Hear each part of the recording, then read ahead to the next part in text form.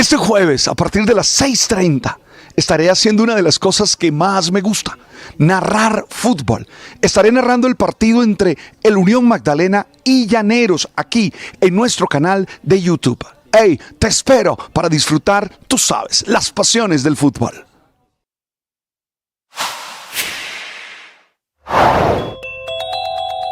La noticia del momento aquí en Blue Radio. Noticia que viene de Australia. El Senado de ese país aprobó la ley que prohíbe el uso de redes sociales a todos los menores de 16 años. Esa es la decisión que se ha tomado hoy. No es ninguna sorpresa porque lo habíamos contado aquí hace al menos unos 15 días. Lo que hoy ha pasado es que se ha llevado a cabo el proceso por el que la Cámara Baja ha aprobado finalmente por este proceso legislativo. Así que el proyecto de ley que entró el pasado 21 de noviembre recoge que las plataformas Facebook e Instagram, ambas pertenecen a Meta, Reddit, Snapchat, X y TikTok, afronten multas de hasta $32,4 millones si sistemáticamente permiten que los menores tengan cuentas en sus redes sociales. El primer ministro australiano, que es laborista y que se llama Anthony Albanese, ha promovido esta medida, ha aclarado desde hace semanas que no se van a imponer sanciones ni a los usuarios ni a los padres y que serán las propietarias de las redes sociales las que tendrán la responsabilidad de hacer cumplir el límite de edad. Sigan toda esa información en bluradio.com. En Blue le ponemos cara a la radio.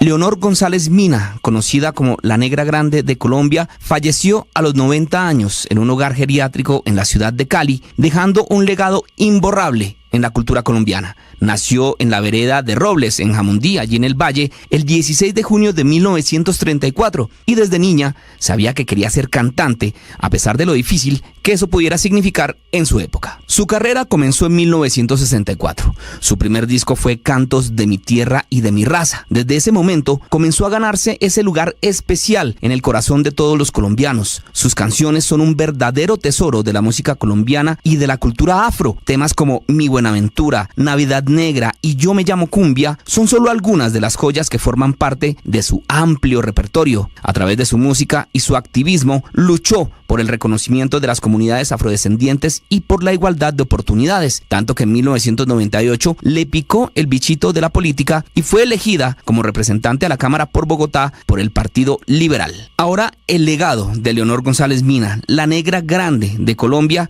queda grabado para siempre en la música y la cultura de nuestro país.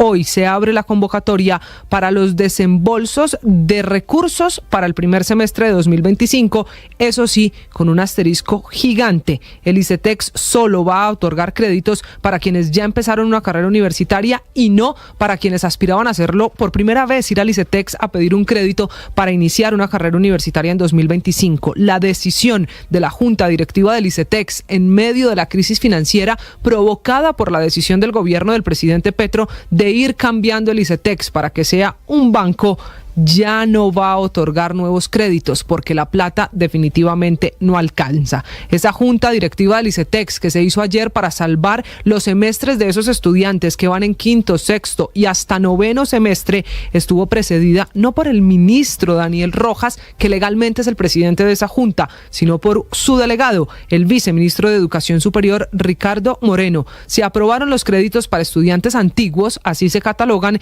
y son unos 140.000 muchachos que van a poder pagar su sexto, su séptimo o incluso su último semestre vía ICETEX. Este anuncio se hace sin que se resuelva el problema financiero, el presupuesto de esa entidad.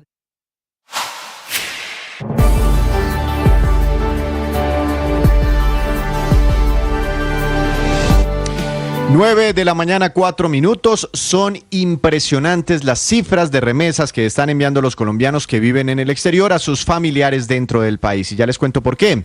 Por donde se le mire, la llegada de remesas está siendo histórica. Por quinto mes consecutivo ingresaron más de $1.000 millones en remesas, de acuerdo con datos oficiales del Banco de la República. Solo en octubre ingresaron por este concepto $1.036 millones, aumentando un 17%. De enero a octubre llegaron 9.700 $1.717 millones, creciendo 17,2%, y faltando 2 meses de registros ya estamos muy cerquita de superar los $10.000 millones que llegaron en remesas durante todo el 2023, año que ya había sido histórico. Economías donde se encuentran muchos colombianos se han mantenido fuertes, como la de Estados Unidos y el dólar caro. Son factores que influyen en el creciente envío de remesas, aunque también hay un fenómeno migratorio que todavía necesita un mayor análisis. Y el experto Diego Montañez nos hace caer en cuenta de algo muy interesante que está ocurriendo en Colombia. Este año está cayendo duro la inversión extranjera directa, sumando entre enero y octubre 9.320 millones de dólares. Y en remesas, como les decía, en el mismo periodo llegaron 9.717 millones de dólares. Quiere decir que las remesas están ya superando a la inversión extranjera directa. Los colombianos en el exterior están enviando más plata que la que están destinando los extranjeros para invertir en Colombia en proyectos de largo plazo.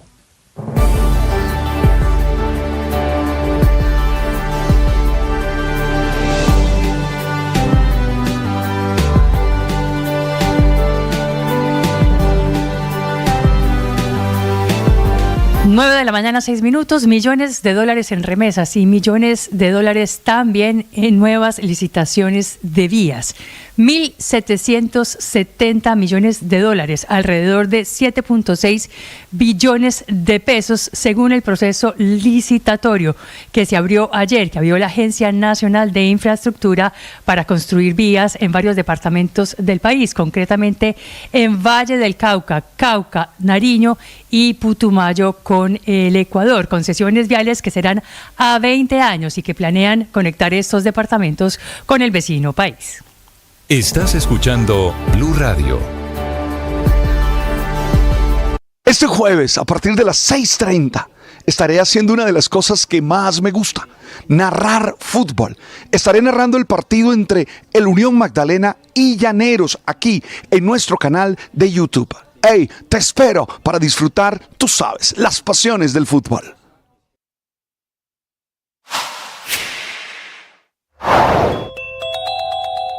Para la Fiscalía, Andrés Camilo Sotelo, hoy recluido en el Hospital del Tunal, es el responsable de la muerte de Juan Felipe Rincón, el hijo del inspector general de la policía. Es quien aparece en una imagen del pasado lunes con un arma en la mano y a quien el escolta de la víctima señaló como la persona que disparó contra el joven de 21 años, según una declaración conocida por Blue Radio. Por eso la Fiscalía pidió que sea enviado a la cárcel. Sin embargo, el mismo fiscal del caso dijo que no era posible determinar cuál disparo acabó con la vida de Juan Felipe Rincón, pues según la necropsia no se encontró el proyectil. Precisamente el informe del CTI sobre el crimen indica que se hallaron 2 armas, una Sig Sauer 9 milímetros que portaba el escolta de Rincón y que según el mismo escolta era su arma de dotación. La otra es un revólver Smith & Wesson de calibre 4.5 milímetros que fue entregado por la hermana del hoy detenido y acusado del crimen. Sin embargo, fue recibida por la policía sin el tambor y sin balas. Ese tambor fue hallado en la misma zona del crimen, tirado en el piso. Otro informe del CTI señala que la única arma apta para disparar era el arma entregada por el escolta, ya que se evidenció que el revólver no era apto para disparar.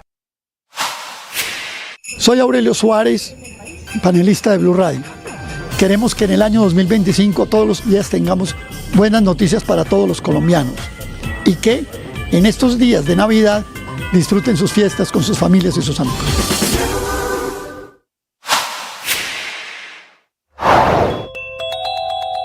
El gobierno del presidente Gustavo Petro finalmente confirma que Armando Benedetti será asesor grado 3 en materia política, será funcionario de nuevo a pesar de las críticas de un sector de su gobierno, de los ministros, del pacto histórico. El presidente sigue con la idea de que Benedetti sea uno de sus asesores, a pesar incluso de las voces en contra de la defensora del pueblo.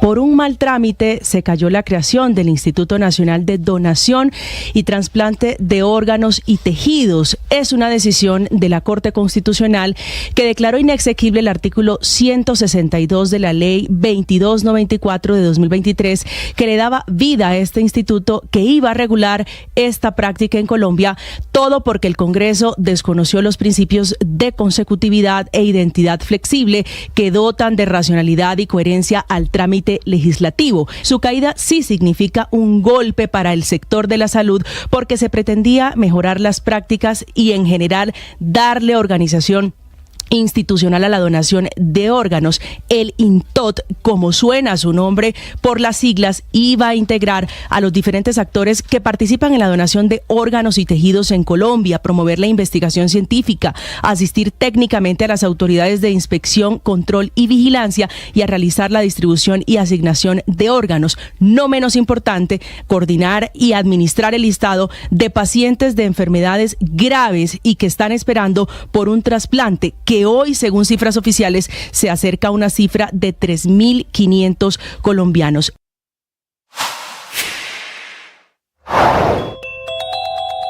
Tijeretazo al presupuesto de este año por parte del gobierno será de 28,4 billones de pesos, será 5,6% menos por culpa del fracaso de la DIAN en materia de recuerdo de impuesto de renta. El recorte, como les digo, será de 28 billones, un poco más, aunque el Consejo Superior de la Regla Fiscal había recomendado que fuera de 33 billones de pesos. Los sectores más castigados en funcionamiento serán Hacienda, Transporte, Agricultura, Vivienda y Defensa, pero se mantiene la plata para el ICETEX, para la educación y para la salud.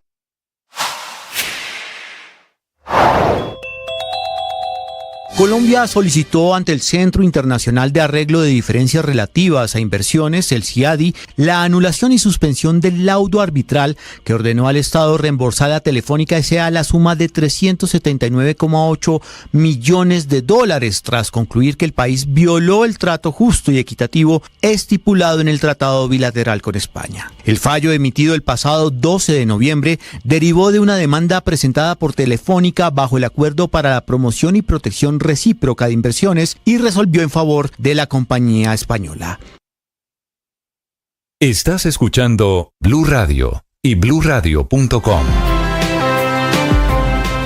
9:12 minutos. Hoy el periódico El Tiempo trae un inusual comunicado de un hombre de las más íntegras calidades jurídicas y personales. Estoy hablando del exfiscal general de la Nación y exministro de Justicia, Alfonso Gómez Méndez. Un hombre que es uno de los decanos para formación de generaciones completas de abogados, de políticos. Un hombre muy importante en la vida política y jurídica de nuestro país.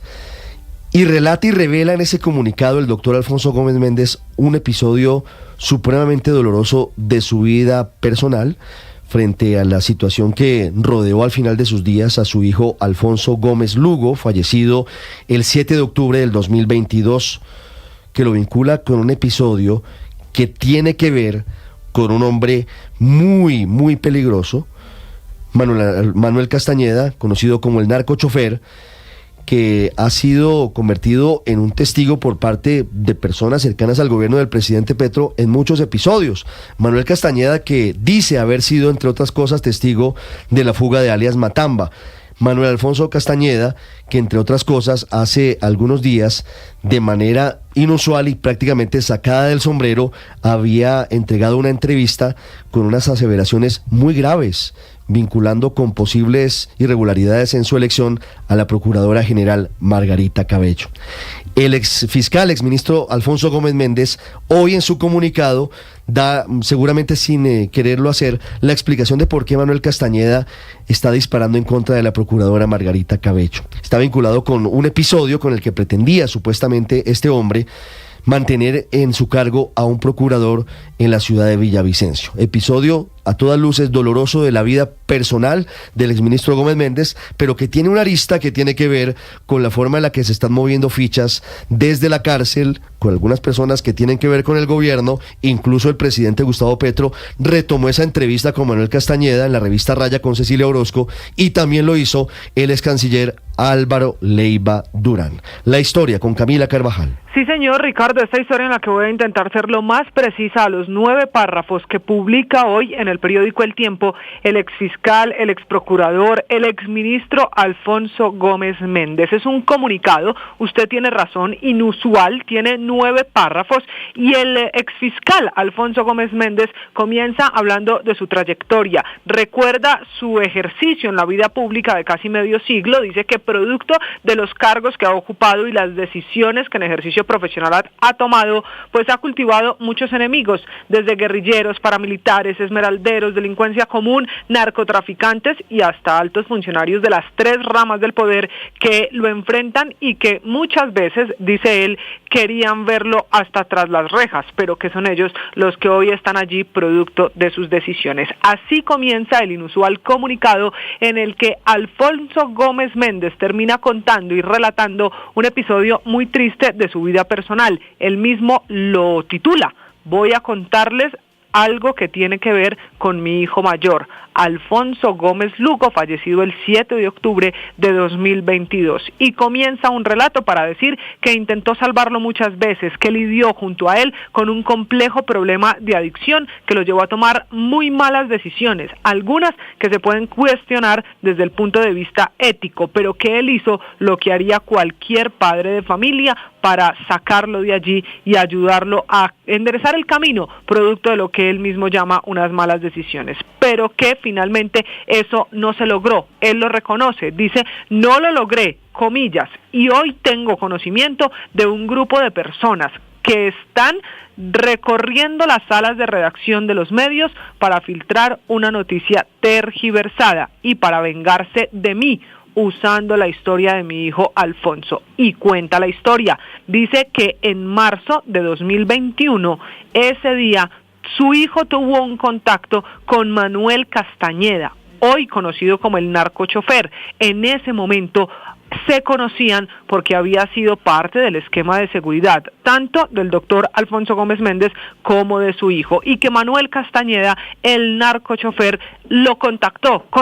a su hijo Alfonso para hacerle un ofrecimiento de un negocio turbio. Le ofreció 60 millones de pesos para que garantizara la permanencia en la procuraduría de un procurador provincial, el de Villavicencio, Nelson Rodríguez Balaguera, que le dio esa plata con ese objetivo y que finalmente en septiembre de 2021 la procuradora Margarita Cabello sacó a ese procurador provincial de Villavicencio del cargo, y ese día empezó el calvario, porque empezaron a buscar a su hijo para cobrarle la plata, luego contactaron a la hermana, es decir, a Rosita, la otra hija del doctor Alfonso Gómez Méndez, que trabaja en la Procuraduría, y que finalmente lo contactaron a él, exigiendo el pago de los 60 millones de pesos, que cuando fue increpado Alfonso, su hijo, terminó confesándolo todo, y que entonces el doctor Alfonso Gómez Méndez decidió pagar esa plata, pagar lo que él llama una extorsión de 60 millones de pesos para salir de una vez por todas de este enredo. Dice finalmente en este comunicado que tantos años de ejercicio en la vida pública lo llevan a contarle esta situación al país, que dice que actuó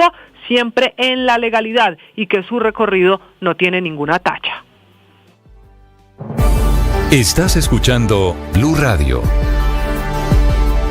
Este jueves, a partir de las 6:30, estaré haciendo una de las cosas que más me gusta: narrar fútbol. Estaré narrando el partido entre el Unión Magdalena y Llaneros, aquí en nuestro canal de YouTube. Hey, te espero para disfrutar, tú sabes, las pasiones del fútbol.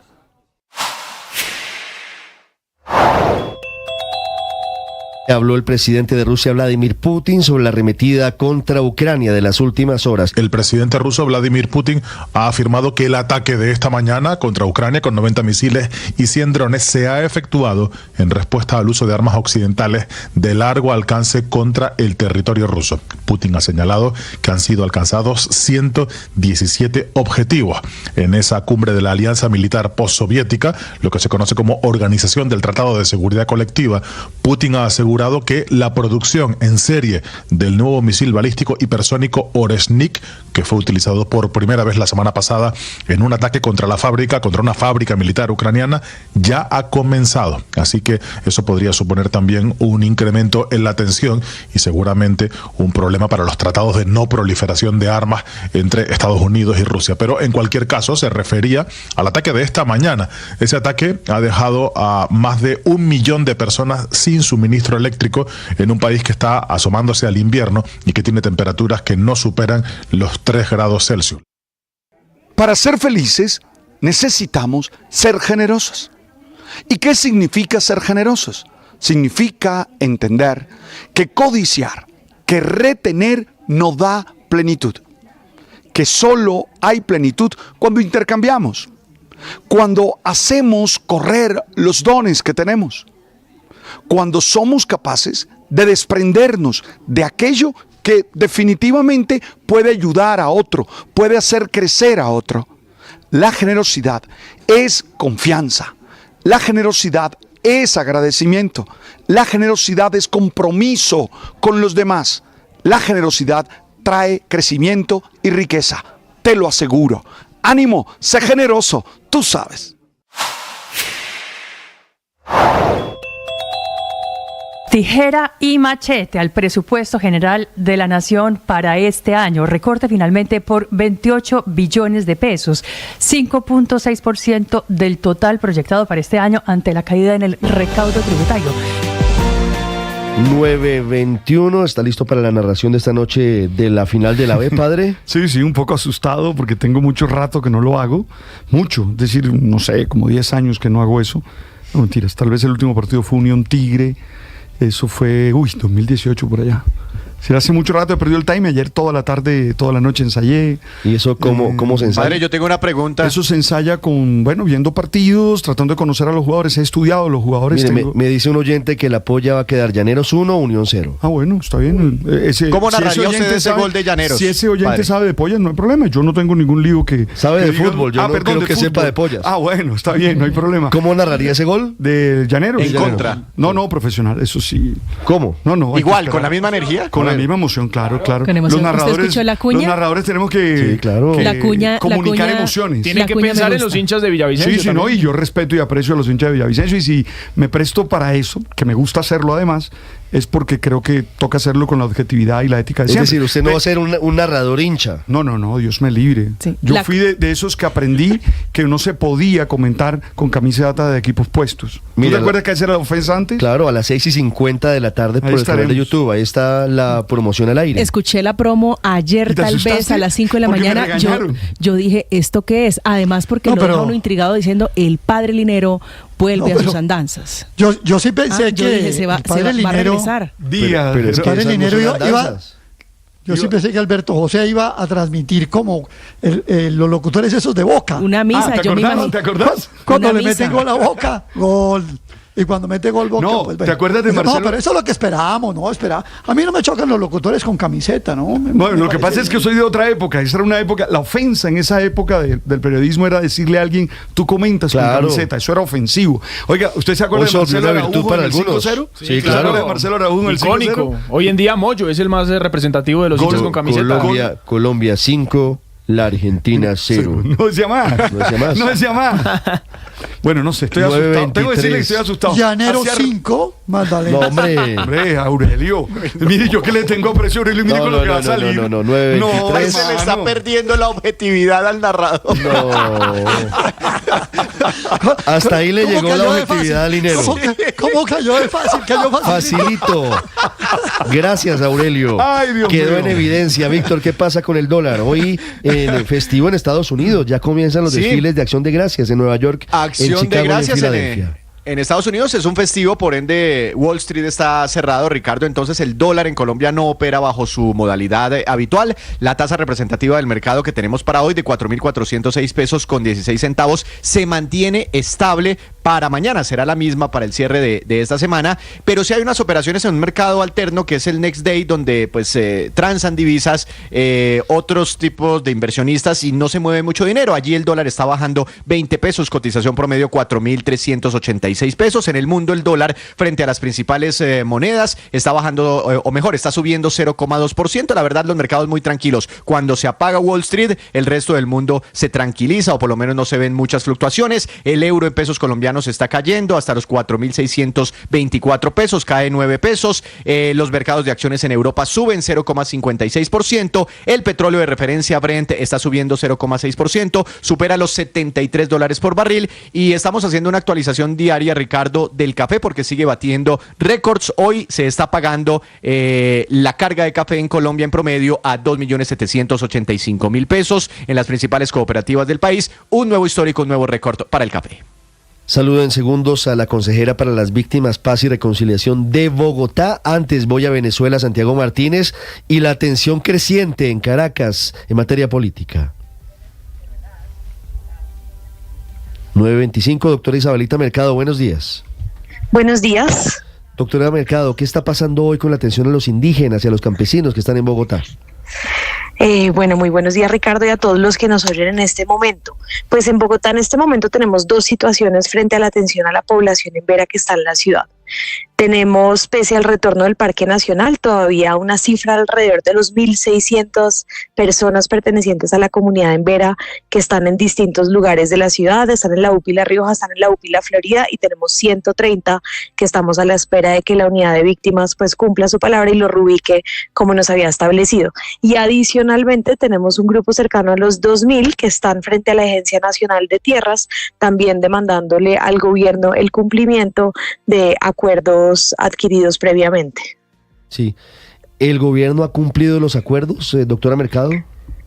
Pues depende, digamos que son como dos frentes los que tendríamos que analizar. Si revisamos lo que tiene que ver con el retorno de Parque Nacional, digamos que ahí ha habido cierto nivel de avances. El distrito por primera vez en la historia asumía, digamos, unos compromisos específicos con la comunidad en Vera, que era asumir unas transferencias monetarias casi por un año, 7 giros en total condicionados al retorno y a la permanencia en los territorios, que nos permitiera casi que apoyar o acompañar los esfuerzos del gobierno nacional. Hasta el momento el distrito ha cumplido a cabalidad. Los compromisos del gobierno nacional van un poco más lentos, pero esa población no es la que está hoy protestando en la ciudad.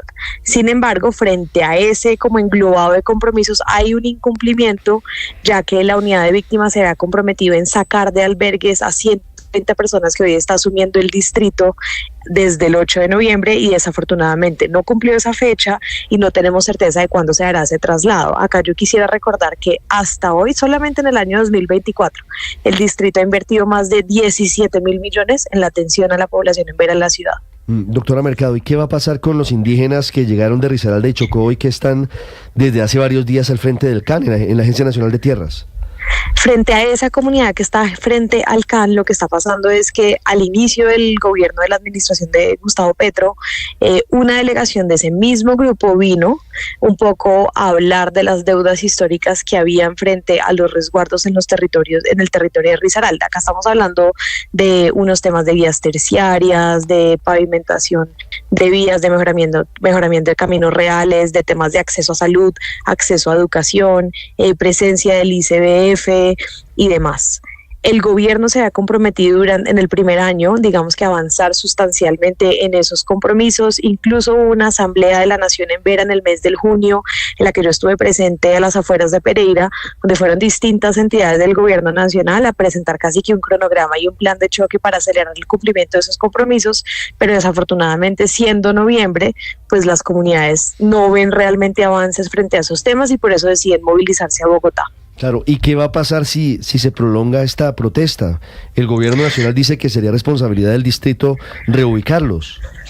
No, realmente nosotros no sabemos de dónde salió eso. Vimos que la Unidad para las Víctimas estaba diciendo que trabajaría de la mano con el distrito, pero pues en primer lugar a nosotros no nos han hecho una sola solicitud formal de acompañar la reubicación de las 2.000 personas que hoy están en la ciudad. En segundo lugar, si usted revisa el pliego de peticiones, no hay una sola petición para el distrito. El distrito únicamente ha asumido compromisos frente al retorno de la población en Vera que estaba en el Parque Nacional. Hemos cumplido a cabalidad y hemos hecho 4 visitas a territorio para mantener un diálogo constante y permanente con esa comunidad que retornó para ver cómo podemos hacer de una mejor manera nuestro trabajo, adicional a la atención que ya brindamos a los más de 1.600 en Veras que están en instalaciones del distrito en este momento y que llevan 3 y 4 años esperando que la unidad de víctimas les cumpla. Así que frente a este pliego de peticiones nuevo y en esta cantidad de personas que hoy están en la ciudad, pues realmente nuestro llamado es a que el gobierno nacional asuma con seriedad esta movilización, se siente con ellos, escuche y si se va a comprometer a un plan de trabajo, una hoja de ruta frente al cumplimiento de esos compromisos, que efectivamente los cumpla. Sí, doctora Mercado, pero mientras se ponen de acuerdo el gobierno nacional y el distrital, ¿qué va a pasar con los niños? Ahí hay más de 200 niños que están en ese punto, que llegaron hace 4 o 5 días a Bogotá. ¿Quién responde por esos niños? Hasta ahora lo que el distrito está haciendo es acompañando el espacio para asegurarnos, digamos, que el orden público se preserve. Nos pidieron agua potable y les estamos haciendo llegar agua potable. Tenemos gestores de distintas secretarías, de la Secretaría de Seguridad, de la Secretaría de Gobierno, de Asuntos Étnicos y Diálogo Social, de la Consejería de Paz y de otras entidades. La Secretaría de Integración Social estaba ayer justamente revisando cómo podía llevar la oferta que tiene para la atención de niños y niñas para justamente poder atenderlos, prevenir riesgos, y la Secretaría de Salud adicionalmente está ahí presente para la atención y valoración en caso de que sea necesario. Pero, insisto, ese no es un ambiente que está hecho para que haya una presencia de niños y niñas, y por eso necesitamos celeridad en la manera como el gobierno nacional atiende esta movilización y esta protesta. 9:31, doctora Mercado, una última pregunta. ¿Ustedes están atendiendo a los campesinos que están frente al edificio Torre Hilton en la 7ª con 32, que están protestando al frente de la Sociedad de Activos Especiales?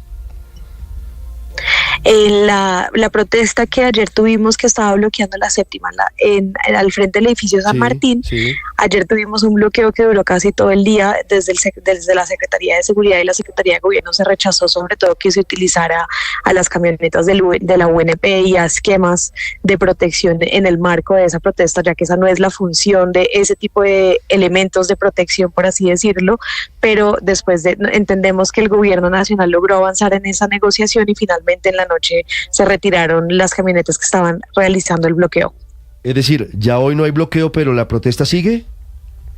Hoy no hay bloqueo, entiendo que ayer se llegó a un acuerdo con esos campesinos y hoy no hay manifestación que siga. Pues estamos pendientes de la atención a las víctimas, a los indígenas, a los campesinos. Doctora Isabelita Mercado, muchas gracias. A ustedes, mil gracias y feliz día. Estás escuchando Blue Radio.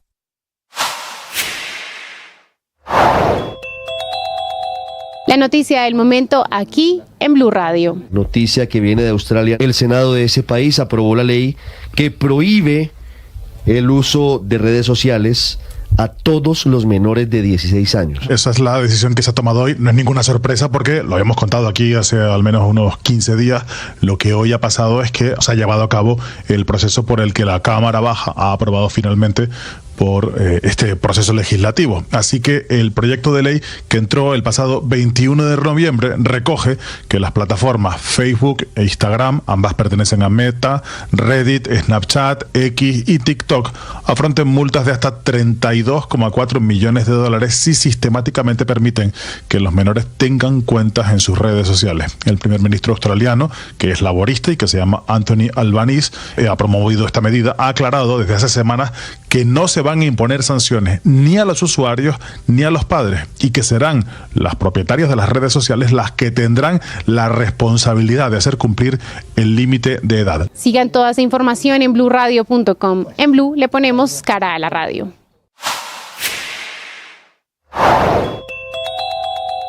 Hoy se abre la convocatoria para los desembolsos de recursos para el primer semestre de 2025, eso sí, con un asterisco gigante. El ICETEX solo va a otorgar créditos para quienes ya empezaron una carrera universitaria y no para quienes aspiraban a hacerlo por primera vez, ir al ICETEX a pedir un crédito para iniciar una carrera universitaria en 2025. La decisión de la Junta Directiva del ICETEX en medio de la crisis financiera provocada por la decisión del gobierno del presidente Petro de ir cambiando el ICETEX para que sea un banco, ya no va a otorgar nuevos créditos porque la plata definitivamente no alcanza. Esa junta directiva del ICETEX que se hizo ayer para salvar los semestres de esos estudiantes que van en quinto, sexto y hasta noveno semestre estuvo precedida no por el ministro Daniel Rojas, que legalmente es el presidente de esa junta, sino por su delegado, el viceministro de Educación Superior Ricardo Moreno. Se aprobaron los créditos para estudiantes antiguos, así se catalogan,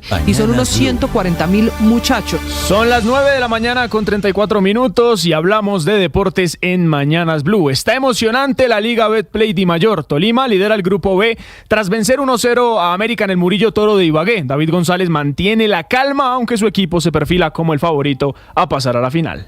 No hemos conseguido nada todavía.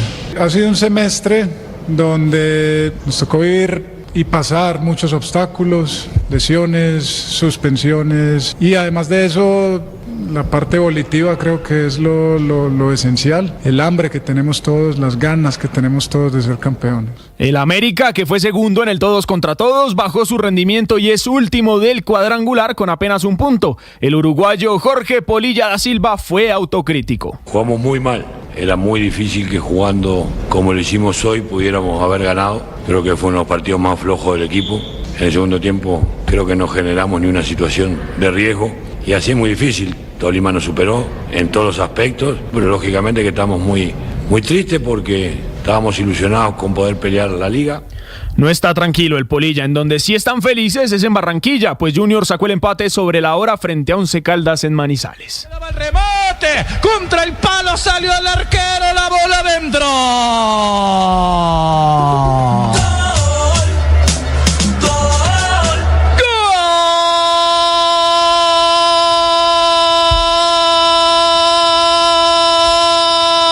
Fue el gol de Didier Moreno quien le dio el 2-2 a los Tiburones al minuto 90+3. Once Caldas estuvo en dos ocasiones por encima en el marcador con goles de Jeffrey Zapata y Dairo Moreno. El otro gol de Junior fue de Edwin Herrera. El balance del juego lo hizo César Farías, el técnico venezolano del club barranquillero. Partido durísimo, en una condición de adversidad para nosotros, porque bueno, primero que Once Caldas es un gran equipo. Al final de cuentas, Once Caldas en el cuadrangular no ha perdido. No es fácil hacerle 2 goles aquí, pero a punta también de espíritu, de valentía, llegó el gol y de atrevimiento. Tolima lidera el grupo B con 7 puntos, Junior es segundo con 4, Once Caldas es tercero con 3 y América es último con un solo punto a 3 fechas de llegar a la final. Entre tanto, hoy se juega la ida de la final del fútbol de segunda división. Unión Magdalena recibe a Llaneros en el Sierra Nevada de Santa Marta y el plantel invitó a la hinchada a apoyar. Hola, soy Guillermo Gómez y quiero invitar a toda la hinchada llanera al estadio, que nos acompañen y podemos disfrutar de esta fiesta con ustedes. Hola hinchada, soy Santiago Ruiz, arquero. Quería invitarlos a que nos acompañen en la final. Sabemos que es muy importante su apoyo, los esperamos a todos. Un abrazo. Hola, un saludo muy importante a toda la hinchada, toda la gente de Santa Marta. Espero que nos acompañen mañana en el Sierra, que vengan a ver esta final que tanto ansiamos todo el año y nada, que nos acompañen todos a partir de las 7 de la tarde. Nos vemos.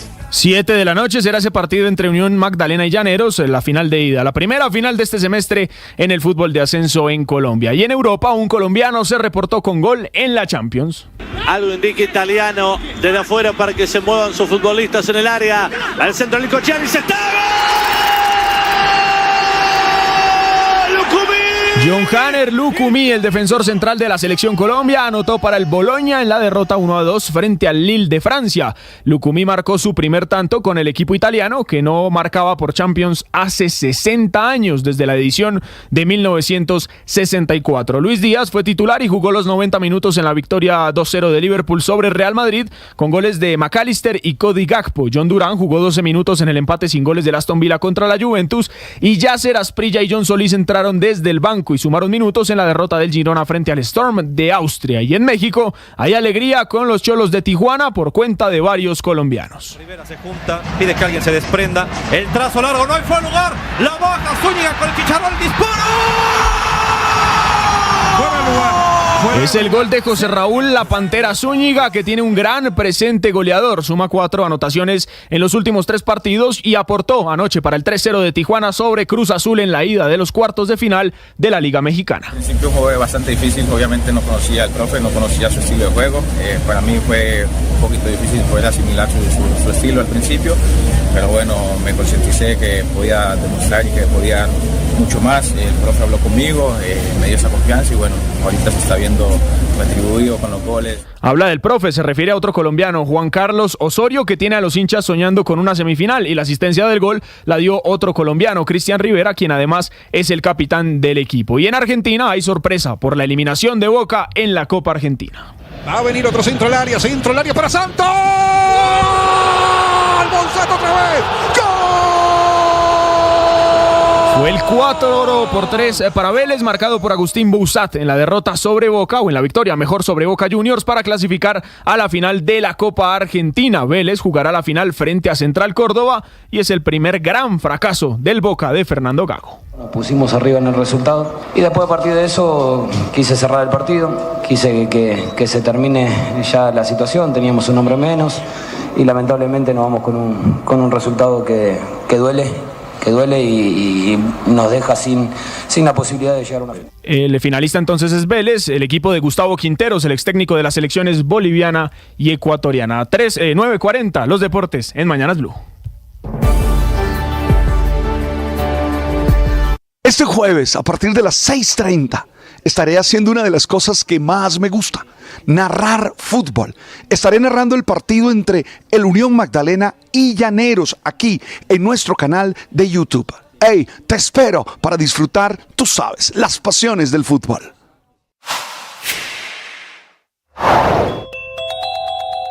Leonor González Mina, conocida como la Negra Grande de Colombia, falleció a los 90 años en un hogar geriátrico en la ciudad de Cali, dejando un legado imborrable en la cultura colombiana. Nació en la vereda de Robles, en Jamundí, allí en el Valle, el 16 de junio de 1934, y desde niña sabía que quería ser cantante, a pesar de lo difícil que eso pudiera significar en su época. Su carrera comenzó en 1964. Su primer disco fue Cantos de mi tierra y de mi raza. Desde ese momento comenzó a ganarse ese lugar especial en el corazón de todos los colombianos. Sus canciones son un verdadero tesoro de la música colombiana y de la cultura afro. Temas como Mi Buenaventura, Navidad Negra y Yo me llamo Cumbia son solo algunas de las joyas que forman parte de su amplio repertorio. A través de su música y su activismo, luchó por el reconocimiento de las comunidades afrodescendientes y por la igualdad de oportunidades, tanto que en 1998 le picó el bichito de la política y fue elegida como representante a la Cámara por Bogotá por el Partido Liberal. Ahora el legado de Leonor González Mina, la Negra Grande de Colombia, queda grabado para siempre en la música y la cultura de nuestro país.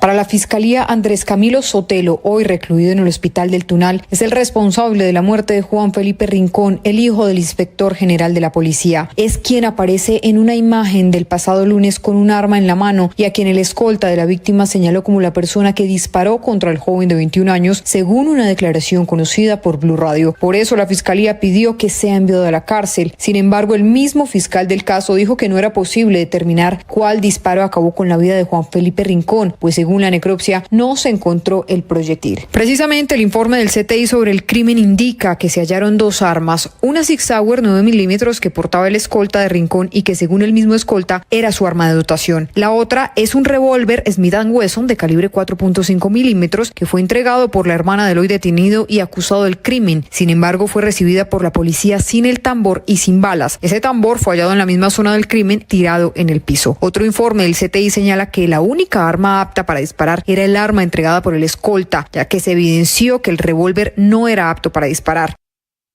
La experiencia espiritual nos recuerda la moderación. A veces se nos ha olvidado que podemos vivir en armonía, que no tenemos que ir a los extremos, que no tenemos que gastar todo lo que somos o tenemos, que podemos ser capaces de pensar en el mañana, gastar lo suficiente, lo necesario, pero ser moderados, prudentes. Esa es una habilidad espiritual. Hoy, cuando leo el oracional El Man está vivo, quiero recordarte a ti la invitación a ser moderado, es decir, a tener límites, a ser contenido, a vivir con la certeza de que controlas tu vida, de que controlas los elementos, las habilidades que tienes en ti. ¡Ánimo! Tú siempre puedes.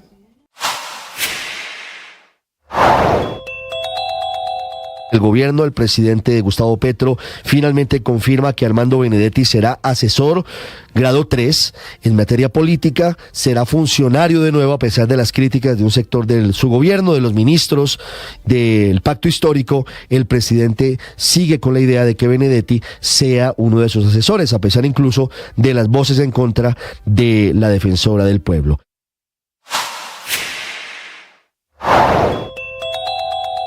Por un mal trámite se cayó la creación del Instituto Nacional de Donación y Trasplante de Órganos y Tejidos. Es una decisión de la Corte Constitucional que declaró inexequible el artículo 162 de la Ley 2294 de 2023 que le daba vida a este instituto que iba a regular esta práctica en Colombia, todo porque el Congreso desconoció los principios de consecutividad e identidad flexible que dotan de racionalidad y coherencia al trámite legislativo legislativo. Su caída sí significa un golpe para el sector de la salud porque se pretendía mejorar las prácticas y en general darle organización institucional a la donación. Si acaba de llegar a Blue Radio, esto es lo que está pasando y lo que se ha perdido.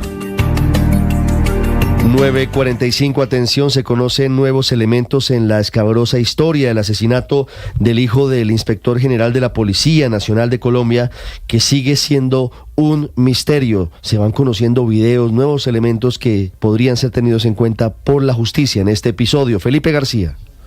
Hola Ricardo, sí señor, apareció un video inédito de los momentos posteriores, segundos después del asesinato de Juan Felipe Rincón, hijo del general William Rincón, inspector general de la policía, recordemos el domingo pasado en el barrio Quiroga de la localidad de Rafael Uribe Uribe en el sur de Bogotá. En las imágenes, Ricardo, se logra ver a la escolta de este joven con el arma de fuego en la mano mientras es increpado por la comunidad de la zona por haber disparado en repetidas oportunidades. Incluso allí en el video se logra ver y escuchar a una mujer, al parecer familiar de las niñas de 9 y 15 años que estarían involucradas en el caso por haber sostenido conversaciones con Rincón a través de sus redes sociales, reclamándole a los policías muy alteradas. También en este video, Ricardo, se puede ver el cuerpo del joven Juan Felipe Rincón en el piso, sin camiseta, luego de haber sostenido esta violenta pelea con estos hombres en el sur de Bogotá. Escuchemos lo que se ve, lo que se puede observar en el video. ¡Ay, si no a la cara, no, violador! ¡Violador, si no dispara!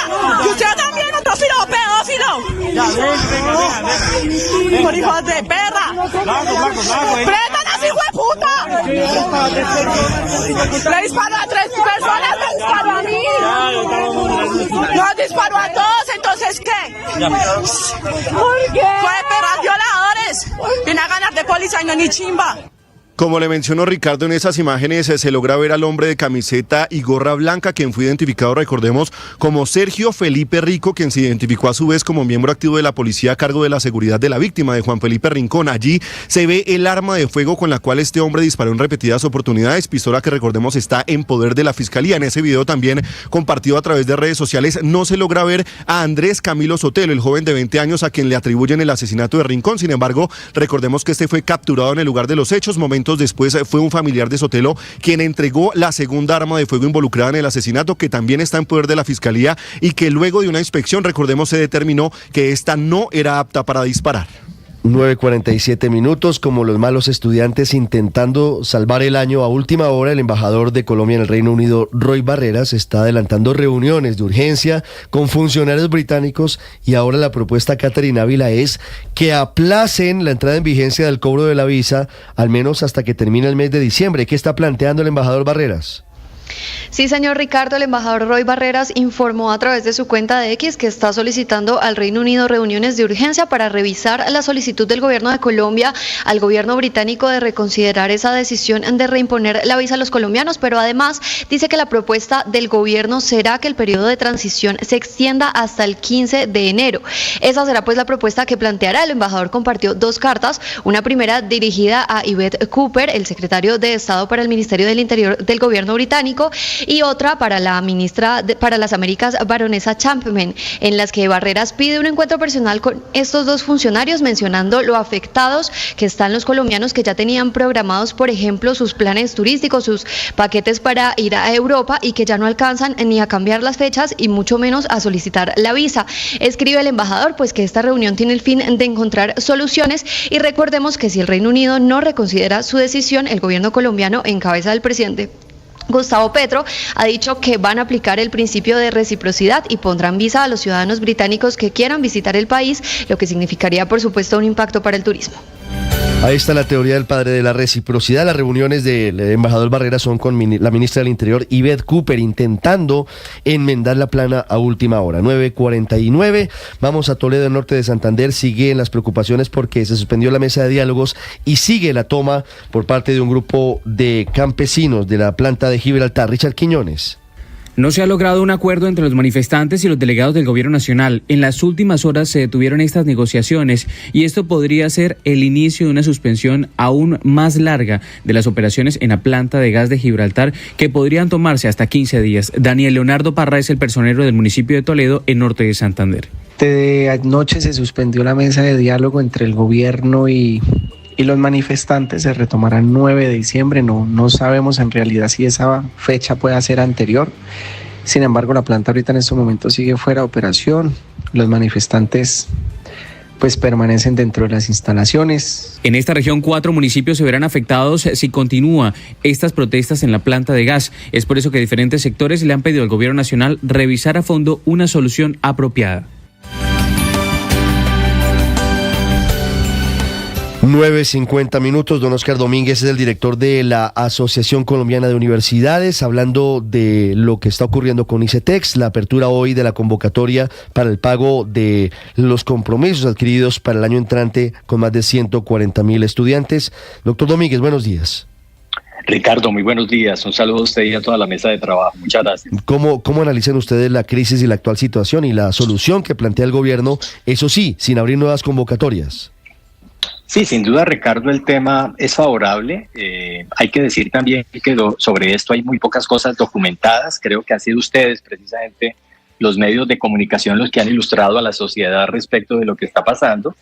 De todas formas, vemos muy en positivo lo que pasó ayer en la Junta Directiva del ICETEX, el comunicado que el señor viceministro de la Educación emitió diciendo que las renovaciones de créditos arrancan el 28 de noviembre. Y la garantía de los giros que ya están sucediendo en este momento, afortunadamente, de esos recursos que tenía que girarle Hacienda al ICETEX para que pudieran cancelarse los compromisos del 2024. De tal suerte que lo vemos en positivo. Sin embargo, si ustedes miran los documentos escritos, termina siendo muy poco, todo ha sido mediático y esa es una inquietud que tenemos. Pues usted sabe que las instituciones se mueven sobre la base de los documentos. Por eso nosotros hemos tenido la intención de escribir para poder recibir de la misma manera respuestas escritas a estos planes de respuesta. Pero doctor Domínguez, ¿el comunicado de la Junta del ICETEX no los deja tranquilos, eso que se emitió ayer en la tarde? Sin duda que sí, pero hay que materializarlo, Ricardo. Hay un compromiso que surge después de una juiciosa reunión de la Junta Directiva. Buscaron todas las posibilidades, nos consta porque tenemos rectores que participan de este ejercicio. El anuncio del presidente en decir que se responsabilizaba el gobierno de los créditos que ya ha asignado por efecto de subsidios a estudiantes, obviamente permitió tomar la decisión que conocimos hoy, pero usted bien lo ha planteado, todavía queda cosas por resolver, cómo se van a dar esos giros, en qué momento se van a poder establecer esos compromisos y sobre todo la convocatoria del 2025. Claro, doctor Domínguez, ¿de cuánta plata estamos hablando? ¿Han hecho el cálculo de cuánta plata tendría que pagar el ICETEX por los semestres actuales, estos de 2024 que están terminando?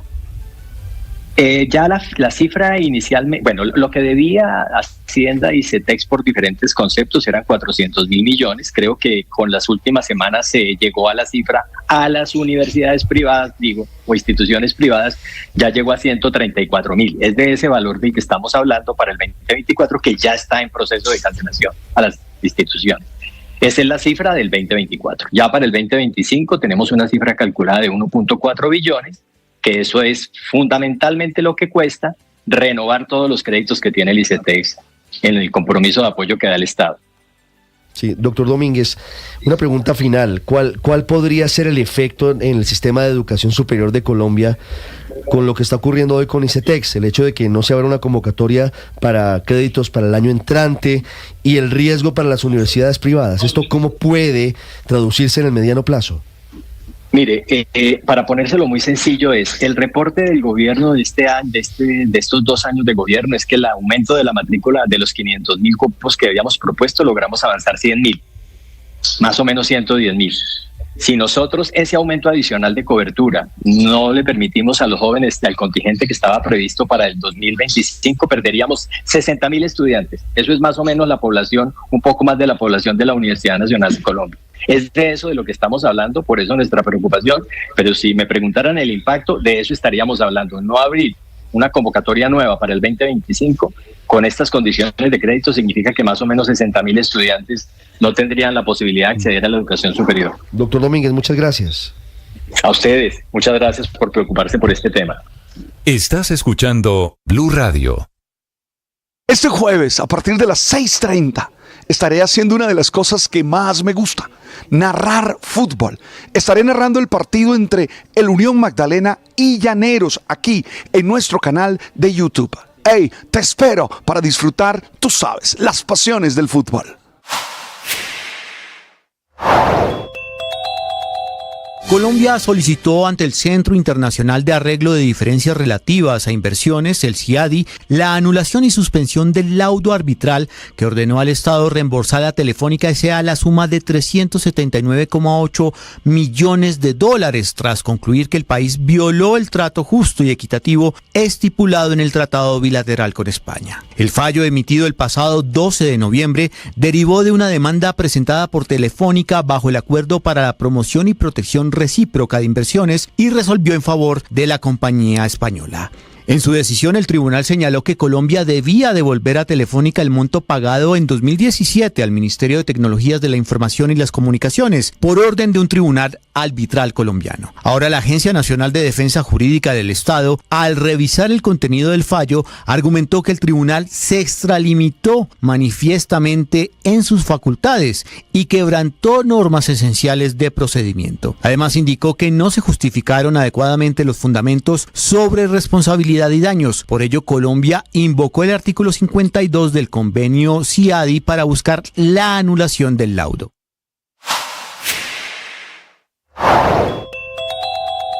Habló el presidente de Rusia, Vladimir Putin, sobre la arremetida contra Ucrania de las últimas horas. El presidente ruso, Vladimir Putin, ha afirmado que el ataque de esta mañana contra Ucrania con 90 misiles y 100 drones se ha efectuado en respuesta al uso de armas occidentales de largo alcance contra el territorio ruso. Putin ha señalado que han sido alcanzados 117 objetivos en esa cumbre de la Alianza Militar Postsoviética, lo que se conoce como Organización del Tratado de Seguridad Colectiva.